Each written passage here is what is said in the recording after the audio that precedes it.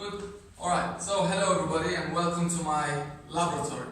Or should I say, welcome to my world. This laboratory is in my home, alright? And it took me like a year to build everything and to get everything I need for my research and for my projects in this room. This is where I spend my time most of the day. The reason I built this laboratory, as I said, is to furthermore proceed with my research and to not stop and to always refresh whatever I studied before and whatever I learned. And in order to, you need a lab, you need some facilities and some equipment and some research in order to make some research. Anyway, so I'm going to try to make this video very short and try to show you everything in my room very briefly and very fast, alright? So let me start with these ground UGVs. This is my first UGV, which is an unmanned ground vehicle. This is the first one I built. It's fully DC, it has some sensors, and there was an infrared camera with some infrared lighting here. It's a simple, basic robot using Arduino, programmable of course, open source, and I built this from Home Depot, by the way, so this was 100% built by me. Actually, most of the things, or 90% of everything you see here is either 90%, 80%, 100% built by me. So yeah, this is my second UGV. So since this was a good, this ended like a good story, I had to build another one, with a bigger one of course, and a more robust one. So one of the major things I needed was to improve was to make these. So yes, as I was saying, these continuous belts were made from, each one was made from bicycle chains. So, and I had to remove or disassemble each joint, as you can see here, in order to make a working continuous UGV belt. So anyhow, you can see also I've equipped this because of the heavy weight and its purpose. I've also equipped it with some dampers or some shock absorbers. Some shock absorbers. Anyways, I've had a lot of problem with the electronics and programming with this tank. I think mainly is due to the enormous torque it needs to drive this tank further ahead, because there's lots of joints, lots of moving parts, and it's really hard for the motors to generate that enough torque and enough power in the same time to move this tank. It's quite heavy. By the way, this is 100% aluminium, and this is also built, 90% of it is built from Home Depot. I just cut everything you see, drilled, electronic, everything you see here is just basically designed and built by me. So I've had a lot of goes with these motors. I've tried a lot of motors, but I've been successful with these motors. These are brushless motors with high torque ones. The only problem with this is the electronic speed controller. I've tried the small speed controllers and then the 80 amps speed controllers, and everything burnt with me. Basically, these motors need a lot of amperes in order to drive this tank ahead. So I had to choose something called VESC, which is an open source. You can easily program this and adjust everything you need according to your design.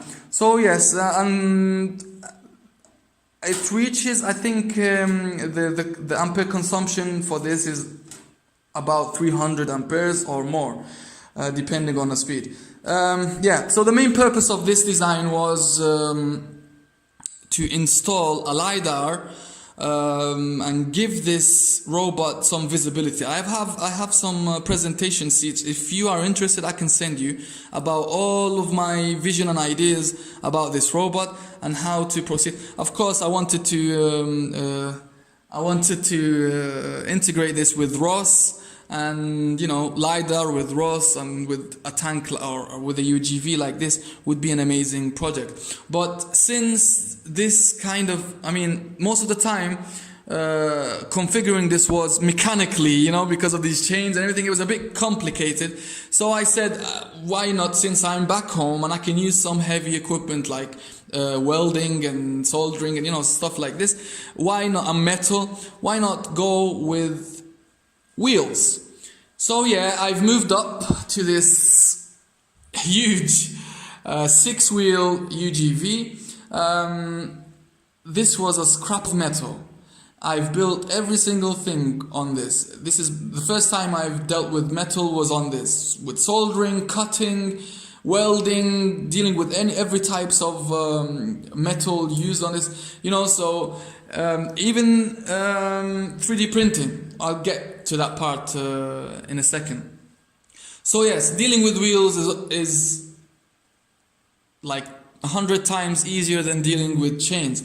This is more complex mechanically. You need to maintain it a lot, and so you will spend more time doing the mechanical stuff more than doing the purpose, which is my research on telecommunication and robotics, programming and etc. So yeah, again with this, because of the huge size, and I'm using wheels. So I don't need that much torque, so I can convert that to speed. Anyways, this has that differential movement type. You can say it has 2 motors, so each motor for a set of wheels or for an area. I've built this dashboard myself from 3D printing. I've designed it myself. I've built it specially for this design or for this UGV. It is ready, by the way. I just need some adjustments on this in order to make it work. But the whole UGV works. It moves and it operates. I've tested it. Now I'm really focusing on making this UGV wireless and autonomous. So this is my goal and this is my purpose in building most of my projects. You can see the complexity here, if you can see from the back. Anyways, let me try to explain what's here, what's over here. We have a left side of the dash and a right side of the dash, or the opposite. Each side controls the movement of the vehicle. It controls the motor. So this side controls this motor, the movement of this side, and that side of the dashboard controls that side of the movement. And of course the other types of electronics.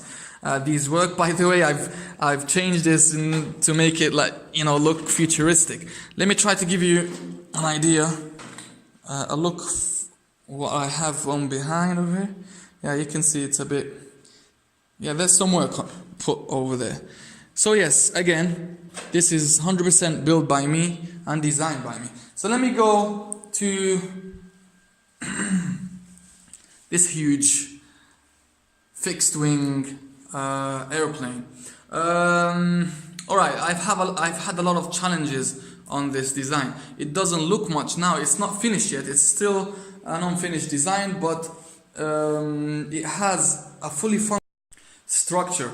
So yeah, it's a bit more complex from the inside, but I've tried to cover this with wood or a thin layer of plywood to make a really robust airplane shape. But I think it still needs some work, and I still have a lot of things to do here. To try to show you a bit that everything I make should be calculated. I've done some measurements, calculation for, let's say, for this wing grip design. Yeah, so in order to make sure that this airplane will fly,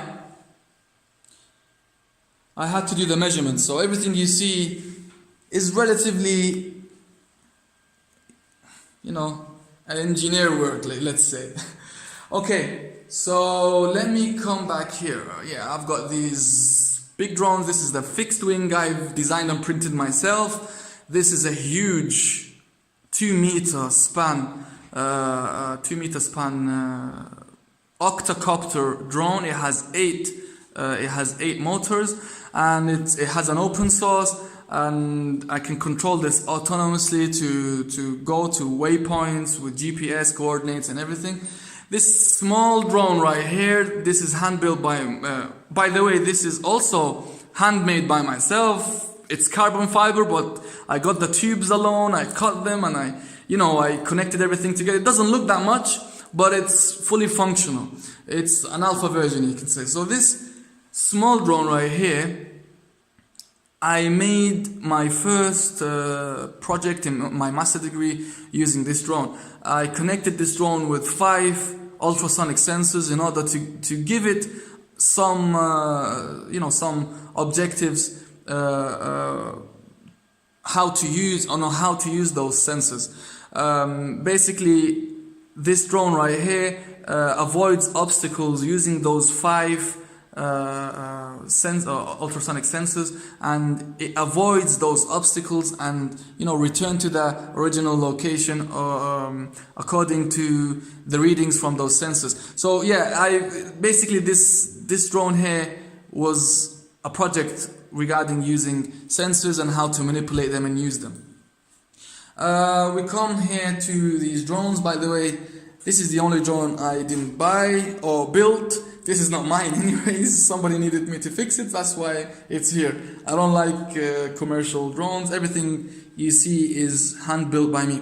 This drone here, I think it's familiar for you. It's equipped with a Raspberry Pi. It's not. It's a bit disassembled because of the when I left from Romania, I had to come back. I have to disassemble everything. But this was equipped with 2 GPS and 2 GPS modules and a Raspberry Pi alongside with the Arduino Pilot, which is connected to the base station, which I'll show you in a second. This drone, I published a paper using this drone, which is about Wi-Fi receiver sniffing, packet sniffing, and localization techniques, while mapping Wi-Fi networks on a GPS map. So yeah, this uses Linux and Python language. So this is about this drone. That drone there is built by me also, and it had some specific purposes, such as basically for photographing and everything. This is what I built for myself. Yeah, so this is a bit interesting. This drone here, I call it the unbalanced asymmetric drone. So this drone, I wanted to understand every detail and everything, the science behind how to build a drone, and center of gravity and center of thrust, everything, and how to manipulate it, how by changing the code and how it really, how the drone is really affected, how it really flies, maybe to come up with a futuristic type of new model of drone that with new purposes. So that was the reason of that small drone. And these are just for fun, and everything is here either 3D printed by me, my designs, or CNC'd by me using carbon fiber. Yeah, so these are for fun, photographing, and yeah. Come in here, this is my 3D printer. Alright, so as you can see, it was just printing in a second ago. If you can see, it's a holder. This 3D printer is this is where I design everything and I print it over here. And this 3D printer is 60% modified by me. It's a cheap 3D printer, but in order to make it print with high quality, you have to add up a lot of equipment and a lot of details, open source board. Every time I play around with the code and try to make it print with higher quality. I had to build this enclosure. I built this, by the way, myself. Everything you can see here, and these are the enhancements of the printer. If you can see, this is all modified by me, and this also is built by me, hand built by me. Alright, let me try to go on fast. Okay, so these are the ground station I was talking about. This is where I control my robots. This bag, you can say, or this base station, I bought this semi-ready. It was like 80% what you see. But in order to make it a real base station, you need an SBC, a single board computer. So I added the Raspberry Pi, inserted it, tried to hook up all the communication, and made it compatible with the drones in order to transceive data from and to the drones. From here, I get the GPS coordinates. I can control the drone, the way paths and everything. Yeah, so I hate buying things. I love building things. So yeah, this is the ground station I built last week. It's still maybe almost better. I'm still waiting for some screens, for the screens to arrive, and some other switches and everything to do. Yeah, look, this is hand built by me, 100%. Yeah. The reason I built this is because this is too limited, and in order to control this smart UGV, I need a really complex base station. The main idea for that UGV and this base station is to install an SBC, a smart SBC. I'm planning to get I got an Odroid, which is an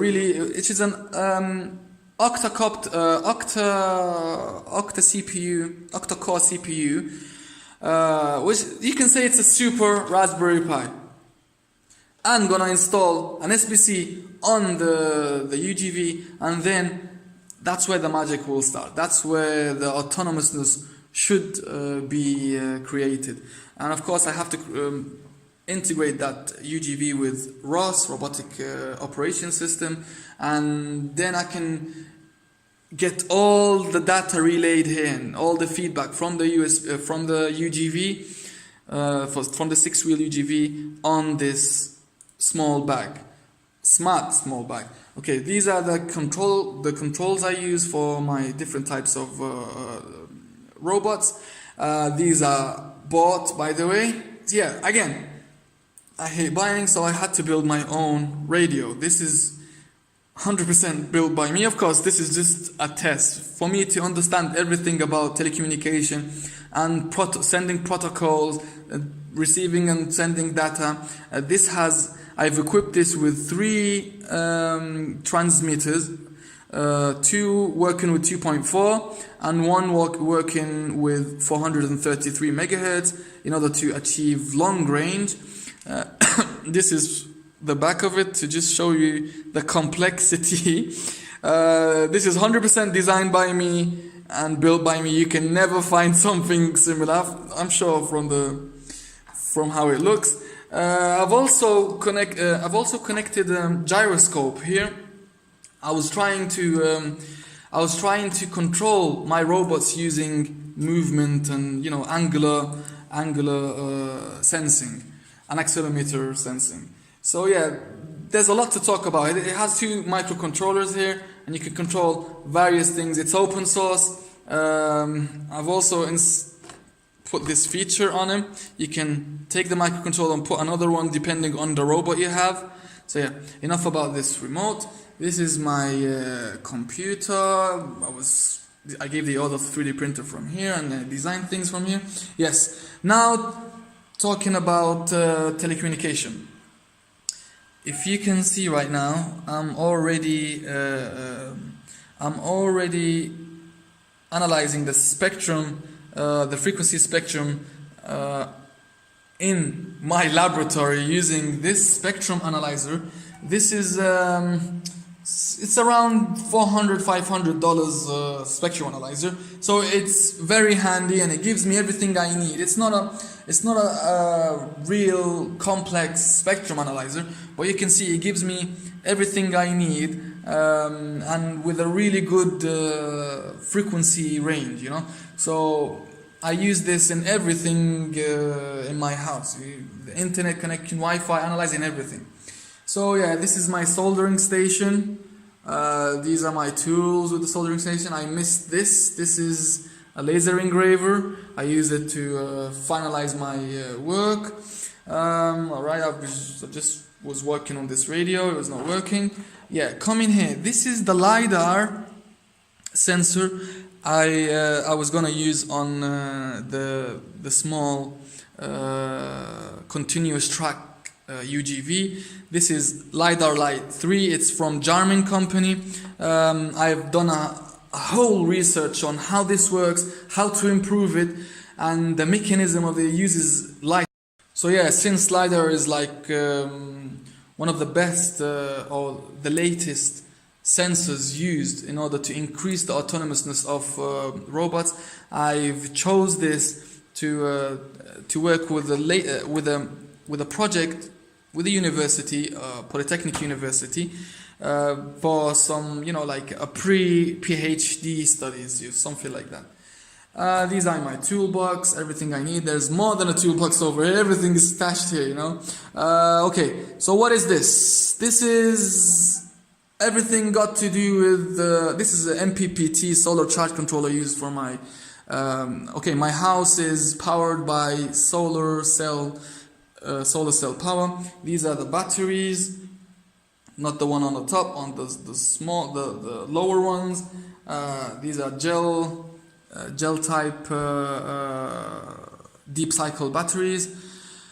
I'm a communication engineer, so you'll find antennas everywhere. Yeah, and this is just all the electronics I save. It's a bit messy, but yeah, I've tried to clean this this room. It took me 2 days just to get it ready for you, and so thanks for watching. This is everything I have in my laboratory. I'm sorry if I took a long time trying to explain everything, and I hope I served the cause for this video. Thank you very much. Let me know what you think about this. Bye.